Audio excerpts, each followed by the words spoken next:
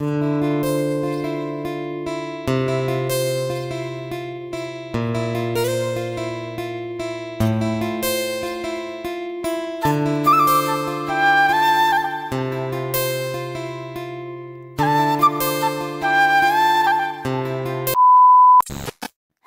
Everyone, চলে এসেছি আজকে আবারও একটা নতুন ভিডিওর সাথে। তোমরা কেমন আছো বন্ধুরা? আশা করি তোমরা সবাই খুব ভালো আছো। তোমাদের ভালোবাসায় আমিও অনেক ভালো আছি। নতুন একটা দিন, নতুন একটা সকাল। আজকের সকাল থেকে ব্লগটা শুরু করে দিলাম। তোমরা আজকের ব্লগটা দেখতে থেকো। আশা করি আজকের ব্লগটা তোমাদের একটু হলেও অনেকটাই ভালো লাগবে। কয়েকদিন ধরে না খুবই বৃষ্টি হচ্ছে, তবে বৃষ্টি কেটে আজকে না রোদের দেখা মিলেছে। আর দেখো, রোদ উঠতেই গাছ ভরে কুড়ি এসেছে। ছাদে এসে দেখলাম, আর এই কুড়িটা এবার তো ফুটেই যাবে। চলো ওদিকে দেখা যাক কি হয়। আর এদিকে দেখো, চন্দ্রমল্লিকা গাছে কুড়ি চলে এসেছে, ফুল ফুটেও গেছে প্রায় বলতে পারো। আমার না ভীষণ ভালো লাগছে, নিজে হাতে করা গাছগুলোতে এত ভরে ভরে কুড়ি এসেছে।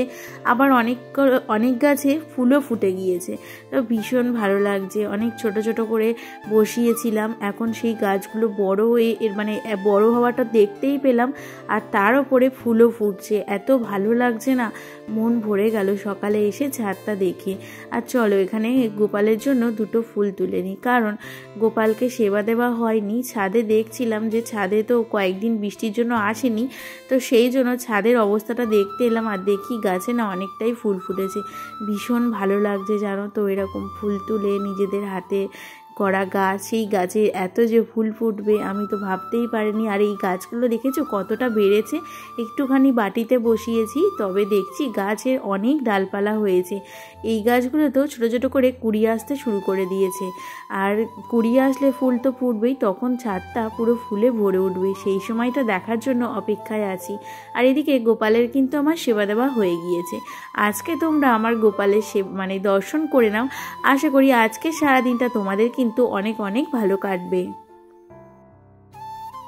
অতি সাধারণ ঘরের বউ হয়েও হার্ডলি নয়, স্মার্টলি কিভাবে বুদ্ধি করে সংসারটাকে গুছিয়ে রাখি, সেটাই আজকে তোমাদের সাথে শেয়ার করব। ঠাকুরের ভোগ দেওয়া হয়ে গিয়েছে, তারপর টিফিনটাও সেরে নিয়েছি। আর এদিকে দেখছো কত বাসন জমেছে, এগুলো সব টিফিনের বাসন। সব বাসন মাজা হয়ে গিয়েছে, এখন বেসিনটা ভালো করে পরিষ্কার করে নিলাম। এরপরে নাই কৌটোগুলো দেখছি অনেক দিন ধরে ময়লা পড়েছে, আর এই চারিপাশটাও দেখছি কেমন একটা ধুলো জমে গেছে। আসলে এটা রান্নাঘর, তো সেই জন্য না সবসময় অপরিষ্কার করে রাখতে হয়। তবে বেশি দিন হয়ে গিয়েছে, মানে অনেকটাই দিন হয়ে গিয়েছে পরিষ্কার করা হয় না। প্রায়ই আগে পরিষ্কার করতাম, কিন্তু এখন শীতকাল যেহেতু বেলাটা ছোট হয়ে গিয়েছে আর রাতটা বড় হয়ে গিয়েছে, সেই জন্য সব কাজ সময়ের মধ্যে মানে করা হয়ে ওঠে না। তাই আজকে ভাবলাম না, আজকে পরিষ্কার করতেই হবে, আর চোখে দেখা যাচ্ছে না। তাই জন্য ভালো করে এই জায়গাটা কলিং দিয়ে মুছে নিলাম, তারপরে কিন্তু নিমাইল দিয়েও মুছেছিলাম। আর এদিকে কৌটোগুলোকে ভালো করে পরিষ্কার করে নিচ্ছি। আর কৌটোর মধ্যে তো অনেক কিছু রয়েছে, বিস্কিট, মুড়ি, কটকটি, এগুলো সব রয়েছে, এখনও ফুরায়নি। তো বাইরে থেকে ভালো করে পরিষ্কার করে নিচ্ছি। আগে এর গাটা কেমন তেল তেল হয়ে গিয়েছে, কারণ এখানে তো রান্না করা হয়, তো সেই জন্য রান্নার জিনিসপত্রের তেল তো পড়বেই, তেলকষ। তো সেগুলো ভালো করে মেজে আগে পরিষ্কার করে ধুয়ে নিচ্ছি। তারপরে দেখো সব মেজে নিয়েছি, যেগুলো খালি ছিল সেগুলো ভিতরটাও পরিষ্কার করে নিয়েছি।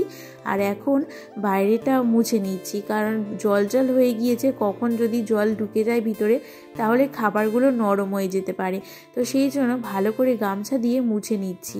কৌটোগুলো তো প্রায় সব কৌটো মানে মোছা হয়ে গিয়েছে।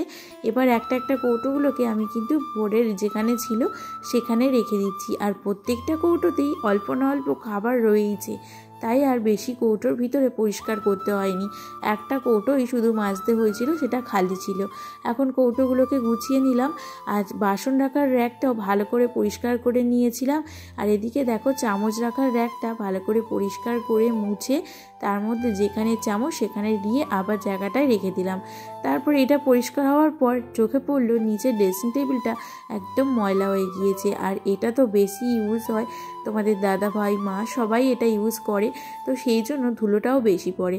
তো অনেক দিন হয়ে গিয়েছে না, পরিষ্কার করা হয় না। শীত পড়ার আগে করেছিলাম, তারপরে না আর করা হয়নি।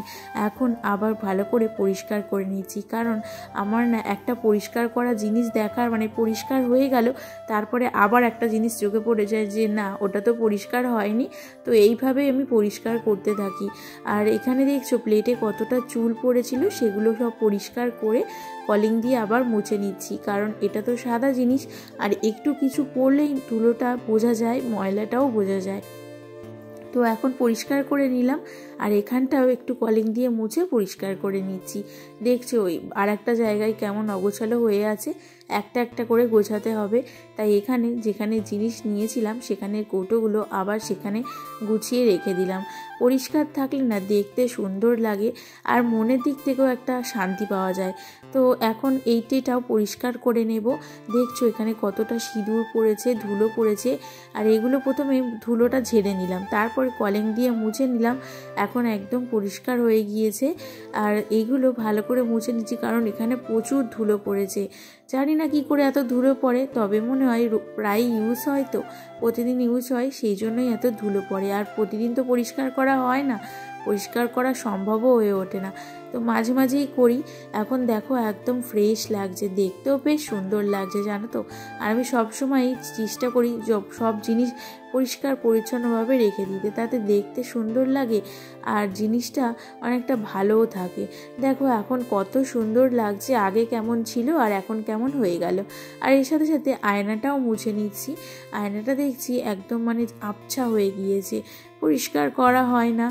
আয়নাটা মাঝে মাঝেই পরিষ্কার করি, কিন্তু নিচের ওই জিনিসপত্রগুলো পরিষ্কার করা হয় না।